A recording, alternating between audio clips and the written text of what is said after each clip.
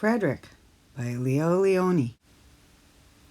All along the meadow where the cows grazed and the horses ran, there was an old stone wall.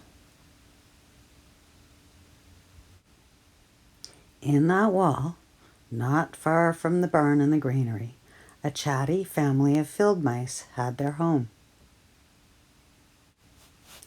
But the farmers had moved away, the barn was abandoned, and the granary stood empty. And since winter was not far off, the little mice began to gather corn and nuts and wheat and straw. They all worked day and night, all except Frederick. "Frederick, why don't you work?" they asked. "I do work," said Frederick. "I gather sun rays for the cold, dark winter days." And when they saw Frederick sitting there, staring at the meadows, they said, "And now, Frederick?" "I gather colors," answered Frederick, "for the winter is gray." And once Frederick seemed half asleep.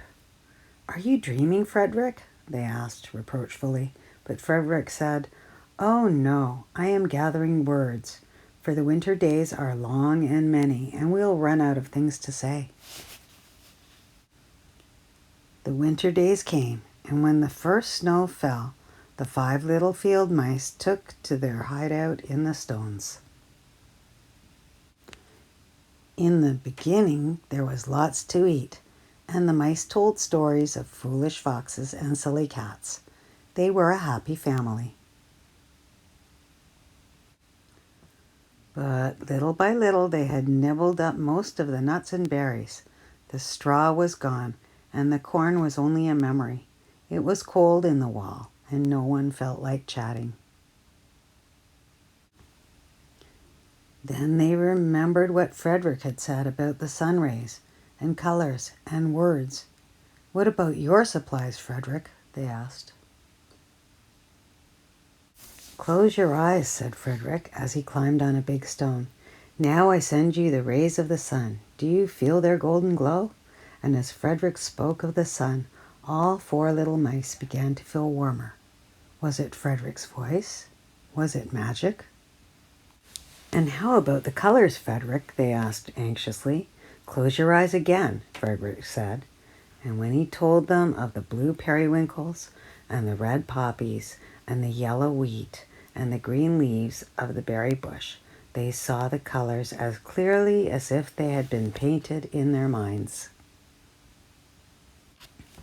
"And the words, Frederick?" Frederick cleared his throat, waited a moment, and then, as if from a stage, he said, "Who scatters snowflakes? Who melts the ice? Who spoils the weather? Who makes it nice?